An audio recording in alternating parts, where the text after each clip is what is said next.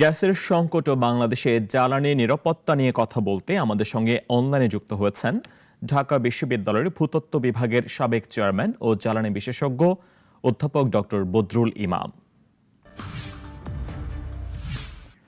অধ্যাপক ডক্টর বদরুল ইমাম, আপনাকে স্বাগত জানাচ্ছি আমাদের সঙ্গে যুক্ত হওয়ার জন্য। শুরুতেই জানতে চাই, দেশের অনেক গ্যাস কূপের উৎপাদন হার কমে গিয়ে মোট গ্যাস উৎপাদন কমে গিয়েছে। আবার গ্যাস ঘাটতি মেটানোর জন্য এলএনজি আমদানিও প্রয়োজনের তুলনায় একেবারে অপ্রতুল। গ্যাসের সংকট মোকাবেলার সম্ভাবনা কতটা দেখছেন আপনি এই মুহূর্তে? দেখুন, আমি মনে করি যে বাংলাদেশের মতো দেশে জন্য এলএনজি নির্ভরতাটা কিন্তু অত্যাবশ্যকীয় ছিল না। আমরা যেভাবে এলএনজির উপর নির্ভরশীল হয়ে পড়েছি, এটা অ্যাভয়েড করা যেত যদি আমরা পূর্ব থেকেই দেশীয় গ্যাসের উৎস থেকে গ্যাস উৎপাদনটা বাড়াতে পারতাম। কিন্তু এখানে সমস্যাটা হচ্ছে যে সেই উদ্যোগটা ওই পর্যাপ্ত পরিমাণ নেওয়া হয়নি।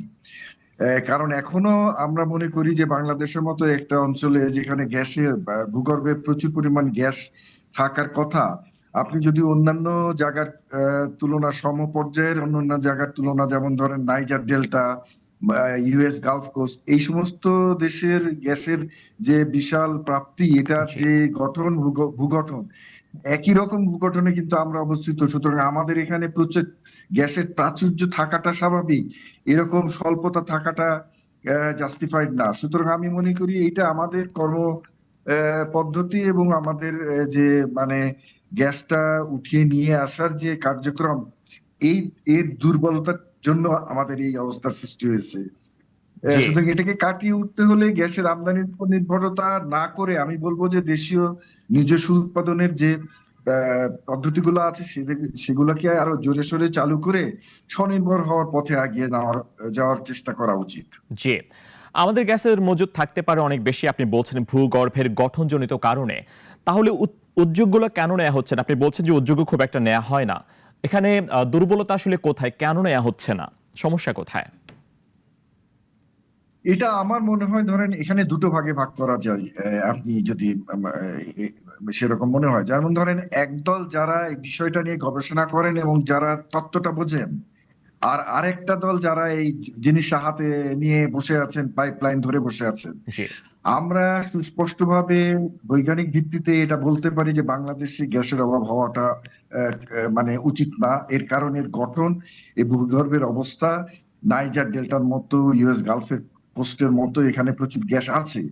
আর যারা এটাকে উঠানোর ব্যবস্থাপনা করেন তাদের মধ্যে সেই উদ্যোগটা ওই রকম পরিমাণ আমরা দেখি না, যে এই যে বিশাল পরিমাণ গ্যাস আছে বলে আমরা ধারণা করি, সেটাকে উঠিয়ে আনার জন্য যে কার্যক্রমটা গ্রহণ করা উচিত সেই কার্যক্রমটা গ্রহণ করেন। এটা যদি করা হতো তাহলে কিন্তু আমরা এই গ্যাস সংকটে পড়তাম না। এবং আমরা এখনো বিশ্বাস করি যে বাংলাদেশের হাতে এখনো সে সম্ভাবনা আছে যে যদি আমরা মানে নিজস্ব জমির দিকে, ভূগর্ভের দিকে তাকাই এবং কার্যক্রম বৃদ্ধি করি, তাহলে কিন্তু আমরা বাইরে থেকে মুখটা আমার ভেতরে ফিরিয়ে নিয়ে আসতে পারি। এখানে জি, বিষয়টা হচ্ছে আপনার দৃষ্টিভঙ্গির বিষয়। আমাদের যারা এটাকে পরিচালনা করেন, অ্যাডমিনিস্ট্রেটর যারা, তারা জিনিসটা বোঝেন না। কিন্তু বিজ্ঞান ভিত্তিক যে সমস্ত মানে ব্যক্তিবর্গ আছে, তারা কিন্তু সুস্পষ্টভাবে এই মন্তব্য করেন যে আমাদের কিন্তু এতটা শঙ্কিত হওয়ার কারণ নাই। এখানে আপনারা আপনারা আমরা যদি গ্যাস পর্যাপ্ত পরিমাণে তুলতে চাই, সেই সম্ভাবনাটা আমাদের প্রচুর রয়েছে। এই দিকে নজর দেওয়াটা প্রাথমিক কাজ, যে কাজটা আমরা করি না। আমরা সহসাই বাইরের আমদানি নির্ভরতার দিকে ঝুঁকে পড়ি। জি, এটাই আমাদের গ্যাস খাতের একটা বড় দুর্বলতা। জি। সাম্প্রতিক সময়ে গ্যাসের যে সংকট, সেটি আসলে কারণটা কি একটু বিস্তারিত জানতে চাই আপনার কাছে। এটা কি দেশে গ্যাসের অভাবের কারণে, নাকি দেশে মজুদ থাকা যে গ্যাস সেই সম্পদকে পর্যাপ্তভাবে উত্তোলন কিংবা ব্যবহার করার ব্যর্থতাকে আপনি বেশি দায়ী করবেন? না, এটা তো আমি পূর্ববর্তী বক্তব্যে তো আমি বললাম যে দেখেন, শীতকালে কিন্তু একটা এক্সেপশন হয় যে গ্রীষ্মকালের চেয়ে শীতকালে গ্যাসের প্রবাহে কিছুটা বাধাগ্রস্ত থাকে বলে ট্রান্সমিশন লাইনে সমস্যাজনিত কারণে গ্যাসের প্রবাহটা কমে যায়, জি, গ্যাসের উৎপাদন হারও কমে যায়। সেটা একটা ব্যাপার। এটা বড় ব্যাপার না। আসলে যে বড় ব্যাপারটা আমাদের গ্যাস প্রবাহকে নিয়ন্ত্রণ করছে সেটা হচ্ছে যে আমাদের উৎপাদন দক্ষতা বা কর্মদক্ষতা। আপনি মনে করেন যে আমরা একটা প্রতি কূপে আমরা 30 million cubic feet per day এই হারে উৎপাদন করি, বা 40 million cubic feet per day. জি কিন্তু আপনি ধরেন একই দেশে একই জায়গাতে কুমিল্লা বা সিলেট অঞ্চলে বিদেশি কোম্পানি যে সমস্ত গ্যাস কূপ খনন করে তারা 70-80 কিউবিক ফিট পার ডে, আমরা যেখানে 30-40 feet cubic feet per day. প্রায় সুতরাং দ্বিগুণ করেন একদিকে তারা। 30 আর একদিকে 70, ডাবলের বেশি। জি এটা হবে কেন? এটা কেবলমাত্র টেকনিক্যাল, এটা নিজস্ব দক্ষতার অভাব। আমরা যদি সেই টেকনিক্যাল দক্ষতাটা অর্জন করি, বা বিদেশি কোম্পানিদের ওই ক্ষমতাটা আমরা নিয়ে, এটা তো এমন কিছু না যে রকেট সায়েন্স, শুধু এটা করা খুবই সম্ভব। এই পথে আমাদের আগাতে হবে। আমরা খুবই ট্রেডিশনাল ওয়েতে একটু নিম্ন মাত্রার বা নিম্ন, কি বলবো, আপনার দক্ষতার দক্ষতায় আমরা এই গ্যাসটা তুলি। এটাকে আরো ইমপ্রুভ করার যথেষ্ট সুযোগ রয়েছে, এবং যে জাস্ট যেভাবে বিদেশি কোম্পানিগুলো এখানে আমাদের ডাবল গ্যাস তুলতে পারে, সেই দক্ষতা আমরা অর্জন করলে আমাদের গ্যাস উৎপাদন ডাবল হয়ে যেতে পারে। কিন্তু জি এখানে আমাদের করণীয় বিষয় আছে, দায়, এর দায়ও কিন্তু আমাদের উপর পড়ে, জি আমাদের এই দক্ষতার উপরে পড়ে। জি সেই সক্ষমতার ঘাটতি মোকাবেলায় কি কি ধরনের পদক্ষেপ নেওয়া যেতে পারে? যেভাবে বিদেশি কোম্পানিগুলো আমাদের চাইতে দ্বিগুণ পরিমাণ তারা তুলছে, আমরা কেন পারছি না? এখানে অভাবটা আসলে কোন জায়গায়, বা সক্ষমতার ঘাটতি মোকাবেলা কেন করা যাচ্ছে না? দেখুন, এটা একটা টেকনিক্যাল বিষয় আপনি যে প্রশ্নটা করলেন। যেমন ধরুন, আমি একটা ছোট উদাহরণ দেই। জি আমরা যখন গ্যাস উৎপাদন করি, আমাদের গ্যাস উৎপাদনের যে পাইপ, সেইটার যে ব্যাস, সেটা অনেক ছোট। কিন্তু আপনি বিদেশি কোম্পানিরা যখন গ্যাস উৎপাদন করে একই জায়গায়, কুমিল্লা বা সিলেটে, তাদের উৎপাদন মানে করার যে পাইপের যে ব্যাস, সেটা অনেক বড়।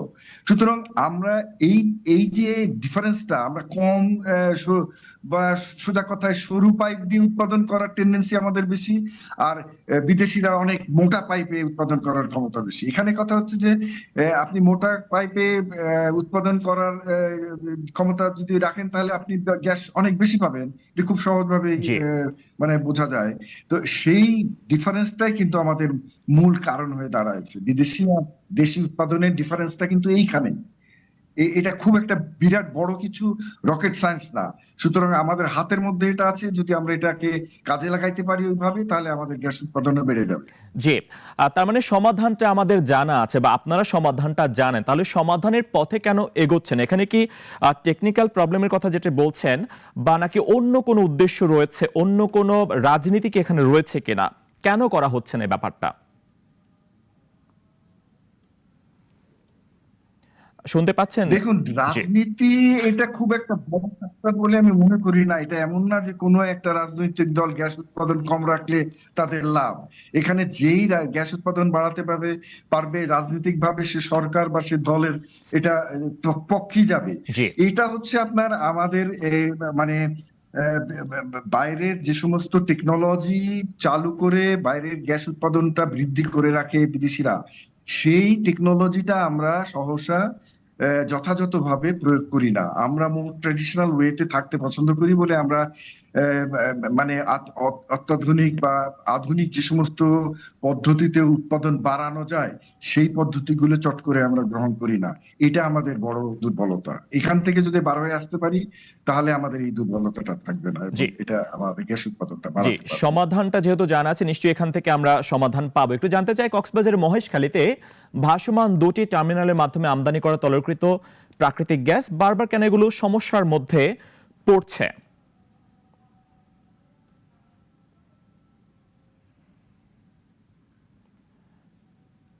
শুনতে পেয়েছেন আমাকে, জনাব বদরুল না, ইমাম? আমি আপনি শুনতে পাইনি। 30 সেকেন্ড বন্ধ ছিল আপনার কথা। মানে আচ্ছা, আমার আমি জানতে চাই, এলএনজি আমদানি করা হচ্ছে, সেখানেও 110 কোটি ঘনফুটের বেশি সরবরাহের সুযোগ নেই। কি পথ হাতে আছে? মানে এখানে দেশীয় গ্যাসের উৎপাদন না বাড়িয়ে দেশকে আমদানি নির্ভর করাটা কি ভুল পথ ছিল কিনা? যদি আপনি বলছেন এটি ভুল পথ, বা আমরা চাইলেই সক্ষমতা অর্জন করতে পারি, তো এখানে আসলে সমস্যাটা কোন জায়গায়?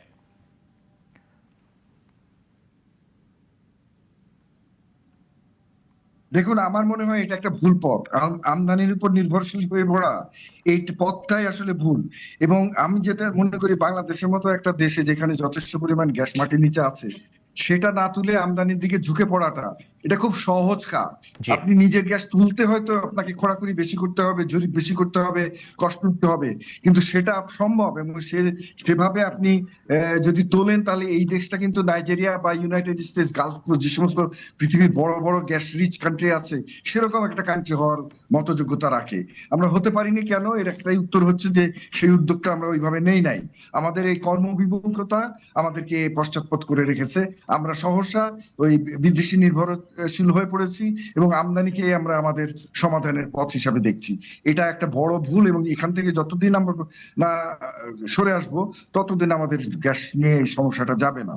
আমি মনে করি বাংলাদেশের যদি এই ধরনের ব্যবস্থা না হয়, যে দেশীয় গ্যাসের উৎপাদন বৃদ্ধি করার যা যা পদ্ধতি আছে সেগুলাকে বড় আকারে যদি গ্রহণ করা হয়, তাহলে এই দেশটা বাইরের গ্যাসের উপর নির্ভরশীল হওয়ার কোনো কারণ নাই।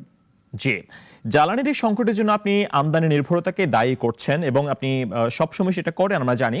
আমদানি না করে জ্বালানি সংকট কাটাতে আপনার প্রস্তাবনাগুলো কি সেটা একটু সংক্ষেপে জানতে চাই। যদি আপনি বলছেন দেশীয় উৎপাদন যেন বাড়ানো হয় সে ব্যবস্থা নেওয়ার জন্য, তারপরে কি আর কোনো প্রস্তাবনা রয়েছে কি, যদি একটু জানান আমাদেরকে।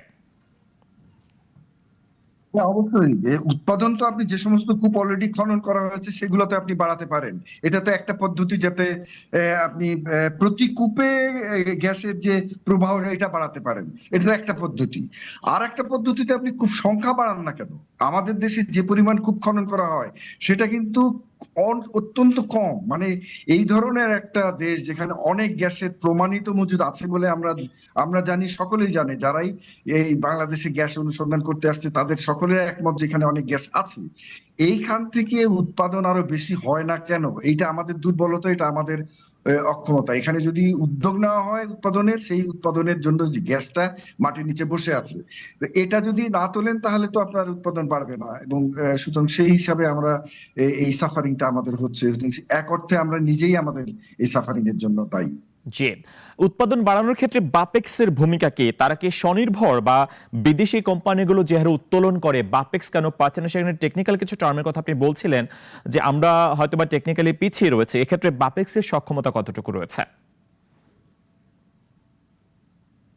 না, দেখুন, আমি আমি মনে করি না এটা টেকনিক্যাল প্রবলেম। কারণ এই গ্যাস উত্তোলনের টেকনোলজি রকেট সায়েন্স না। এটার জন্য আপনি মানে চাঁদে রকেট পাঠানোর মতো সায়েন্স এটা কিছু না। এটা রুটিন ওয়ার্ক। পৃথিবীর বহু সব জায়গাতেই গ্যাস উৎপাদন একটা প্রচলিত পন্থা। এখানে আপনি যদি উদ্যোগ গ্রহণ করেন, আপনি বিদেশির উপর নির্ভরশীল হবেন কেন? এটা আপনার যে টেকনোলজি দিয়ে বিদেশি কোম্পানিরা বেশি পরিমাণ গ্যাস উত্তোলন করে, সেই টেকনোলজি আপনার নিজের হাতে নিতে অসুবিধা করতে হয়। এখানে কোনো অসুবিধা নাই, এখানে শুধু উদ্যোগের দরকার।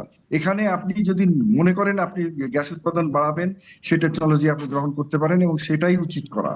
এটা না করাটাই ভুল, এবং সেই ভুল পথে আমরা আছি। যে রাজনৈতিক দলগুলো যারা ক্ষমতায় ছিল এত বছর ধরে পালা বদল করে, তারাও কেন গ্যাসের অনুসন্ধানে, তেল গ্যাসের অনুসন্ধানে কেন গুরুত্ব দেয়নি, বা দেশীয় সক্ষমতা বৃদ্ধির ক্ষেত্রে কেন গুরুত্ব দেয়নি? এক্ষেত্রে কি রাজনৈতিক দলগুলো সদিচ্ছাকে দায়ী করবেন? আর সেই সাথে আমলাতান্ত্রিক কোনো জটিলতাকে আপনি দেখেন? দেখুন, আমার মনে হয় এই পুরো ব্যাপারটা কিন্তু কখনোই যথার্থভাবে হ্যান্ডেল করা হয় নাই বাংলাদেশে। আমরা যে আমাদের যে গ্যাস অনুসন্ধান এবং উৎপাদন, এটা একটা কাইন্ড অফ যে প্রিমিটিভ একটা মানে ট্রেন্ড বা পদ্ধতির উপরে বেস করে আমরা বসে আছি। আমাদের এখানে নতুন টেকনোলজি এবং সেটাকে বড় আকারে ব্যবহার করার যে টেন্ডেন্সি, যেটা আমরা দেখতে পাই যে সমস্ত বড় বড় গ্যাস উৎপাদনকারী দেশ আছে, তারা যেভাবে গ্যাস উত্তোলনের উদ্যোগ নেয় এবং ব্যবস্থাপনা গ্রহণ করে, সেই ব্যবস্থাপনাটা তো আমরা নিচ্ছি না। আমাদের ভুলটা সেখানেই। আমরা একেবারে সনাতনী প্রথা হাতে নিয়ে বসে আছি, এবং তার মধ্যে থেকে যতটা গ্যাস উঠে আমরা সেটা নিয়ে বসে আছি। এর থেকে বাইরে যে সম্ভাবনাটা, গ্যাস উৎপাদনের যে সম্ভাবনাটা, এই দিকে আমরা যথেষ্টভাবে মনোযোগ দেই নাই। যদি দিতাম তাহলে বাংলাদেশের মতো দেশে আমরা মনে করি যারা ভূতত্ত্ববিদ, যে গ্যাসের সংকট হওয়ার কোনো সম্ভাবনাই নাই। যে গ্যাসের সংকটের এই সময় গ্যাসের দাম বাড়ানোর তৎপরতা চলছে, শিল্প খাতের জন্য এমন সিদ্ধান্ত কঠিন হবে কি, বা আপনার প্রতিক্রিয়া কি এ ব্যাপারে? দেখুন, এই প্রতিক্রিয়াটা নেগেটিভ। নেতিবাচক। এটা আপনি শিল্প খাতে বলেন বা গ্রেসভ্যালিতে বলেন বা যে কোনো খাতে গ্যাসের দাম বাড়াটা মানে একটা নেতিবাচক অবস্থার সৃষ্টি করে। বিশেষ করে শিল্পে যদি এইটা যখন নেতিবাচক অবস্থার সৃষ্টি করে, সেইটার একটা রিপল এফেক্ট আছে। কারণ অনেক কিছু বা সবকিছুই কিন্তু শিল্পের উপর নির্ভর করে। আপনার শিল্পজাত যে সমস্ত পণ্য যেটা দিয়ে দেশের সমস্ত কিছু চলছে, সেইগুলোর দাম বেড়ে যাবে আপনি শুধু যদি গ্যাসের দামটা বাড়িয়ে দেন, আর জি সেটা কমবে যদি গ্যাসের দামটা কমে। সুতরাং এটা এমন একটা ফ্যাক্টর যেটা আপনার নিয়ন্ত্রণ করাটা একটা প্রায়োরিটি দাবিদার। যদি সেই হিসাবে আপনার গ্যাসের দাম বৃদ্ধি বা কমানোর বিষয়টা হ্যান্ডেল করা উচিত। জি আমার মনে হয় এই বিষয়টা নিয়ে আরো চিন্তা ভাবনা এটা। জি অনেক অনেক ধন্যবাদ আপনাকে আমাদের সঙ্গে যুক্ত হওয়ার জন্য। 250টিরও বেশি ডিজাইন অপশন নিয়ে ওয়ালটন স্মার্ট ফ্রিজ, বোঝে আপনার প্রয়োজন।